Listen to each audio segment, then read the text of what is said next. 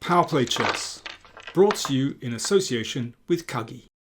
I'd like to show you another of those King's Indian defense games from the Carlsen Firouzja final of the Speed Chess Championship.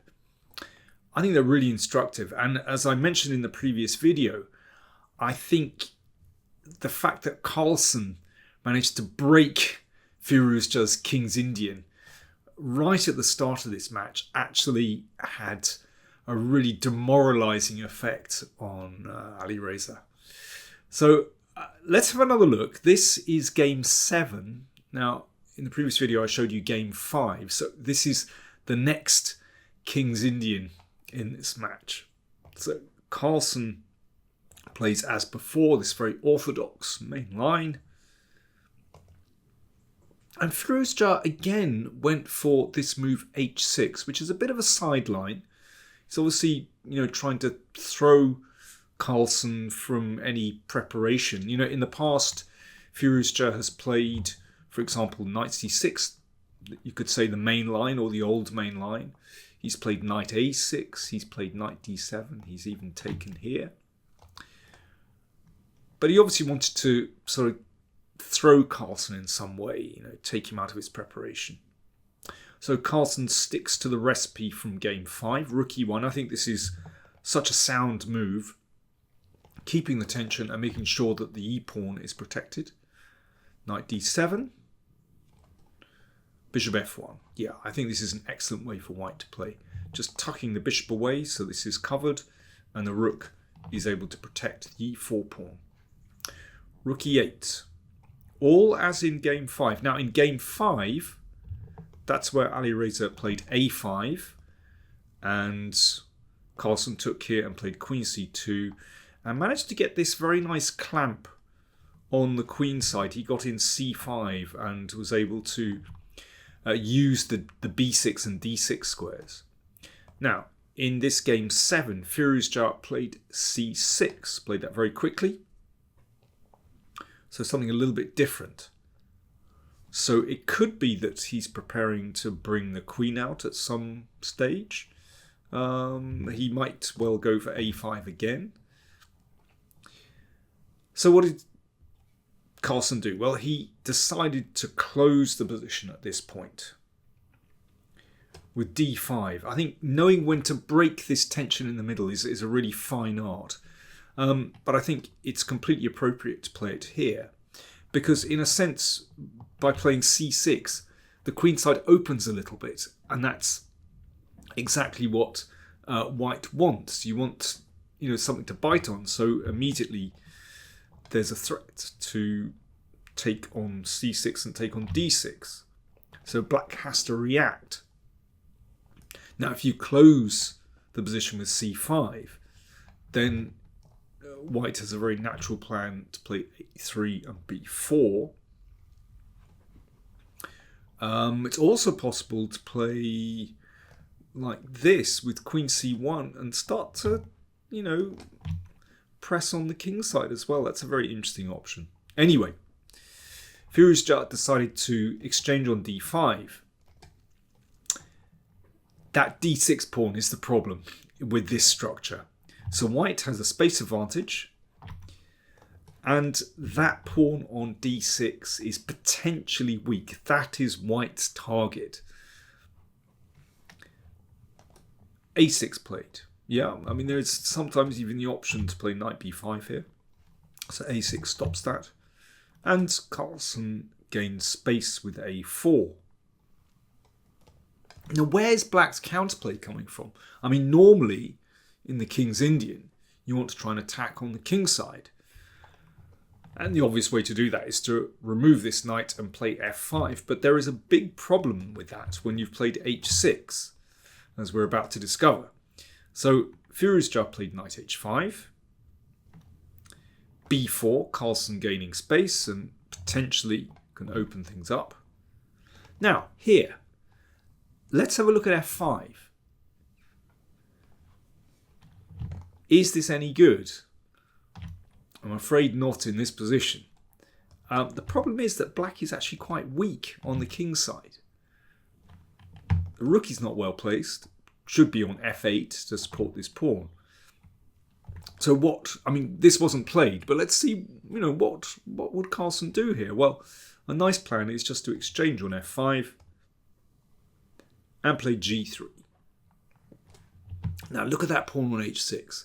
It's not very beautiful. Because look, these light squares are weakened, obviously in particular the g6 square. The knight is a little bit loose, the f-pawn is a little bit loose.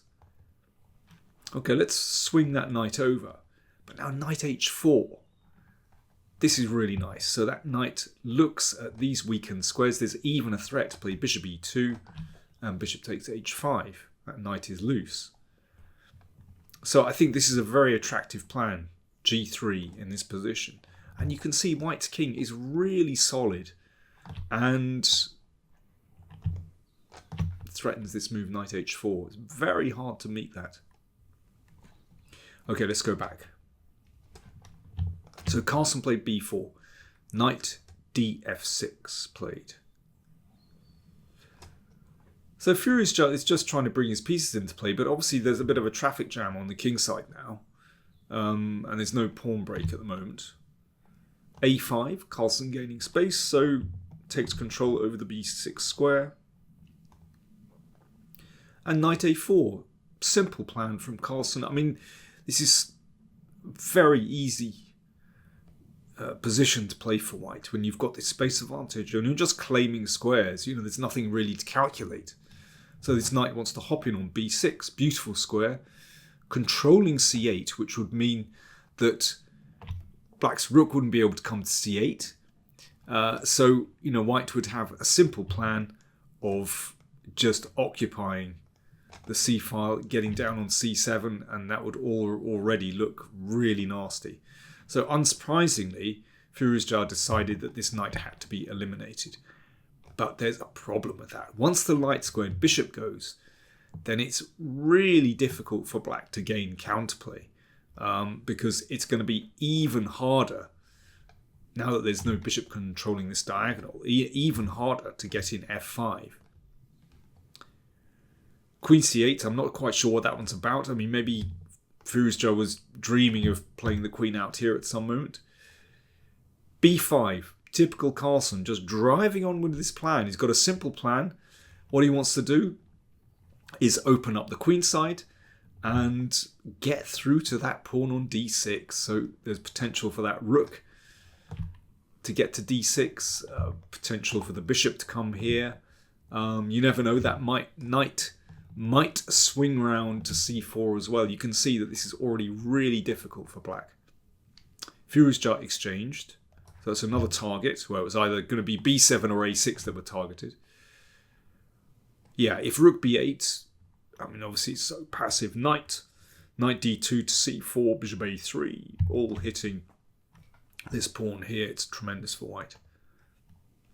Knight f4. So Firouzja is trying to find counterplay. Now, another really interesting moment in the game. I mean, white has several very attractive plans here. But, okay, what would you do with white? And I'd like you to think back to, if you saw my video on game 5, that might give you a clue as to how Carlsen played in this position. So white to play. You have a think, I'll have a drink. Cheers, white to play. What did Carlsen do next?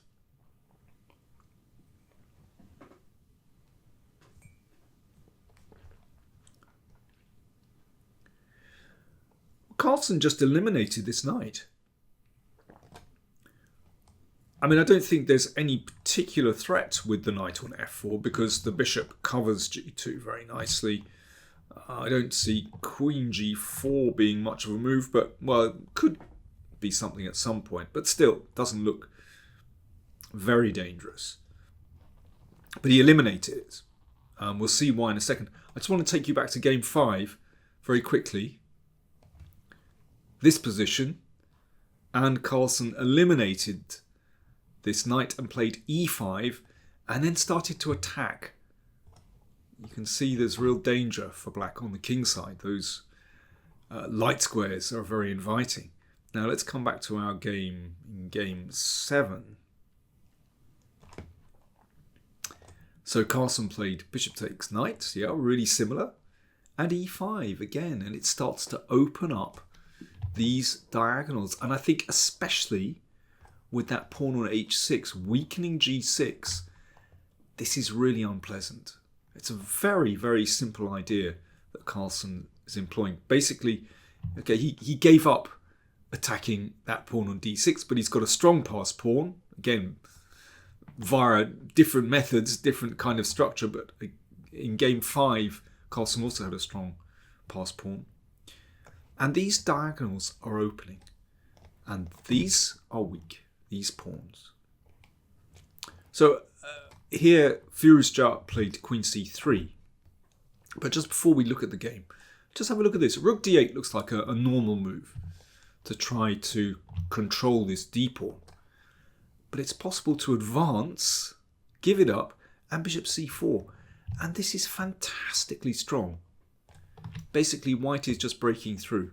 And notice again, this g6 pawn is weaker because the pawn is on h6. King here, bishop f7, weak pawn. Here, I mean, this is how easy it is for white. I mean, black is actually close to being checkmated in this position. These really weak light squares. And yes, it's a consequence of h6. Okay, let's come back to the game. Too many distractions. Queen c3 played. Queen takes b7, threatening f7. Of course, rook takes knight allows queen takes rook. King h7. Now queen f7 will allow rook takes knight. a6. Two strong passed pawns. Queen c6. Exchange of queens will be very desirable. Rook takes, queen c4, queen d2, Firouzja trying to keep some hope in the position, bit of counterplay, knight f3, excellent move, just covers everything. Notice how safe white's king is with that lovely bishop on f1. Queen a5, d6, two passed pawns.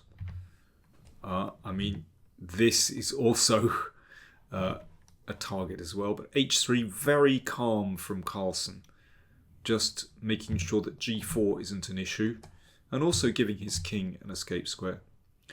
Rook d8. Now I was watching this game and I'm not quite sure whether Firouzja resigned or whether he lost on time. In any case, black's position is completely lost, so that was the final position. Queen c7 is a winning move. So that forces an exchange of queens as they're both attacked. And you can see that one of these pawns is going to go through. Bishop a6 could happen. Also rook b1 to b8. And one of the pawns goes through.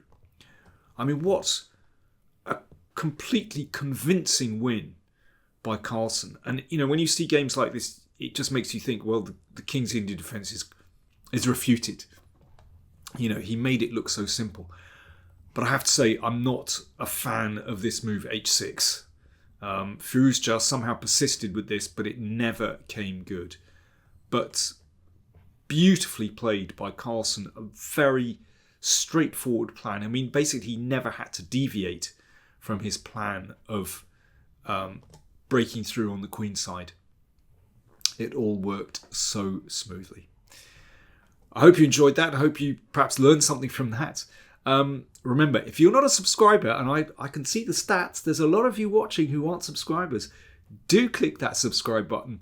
I'm posting videos regularly, and the Olympiad, of course, is starting in Budapest, and I'll be posting as many videos from that as I possibly can.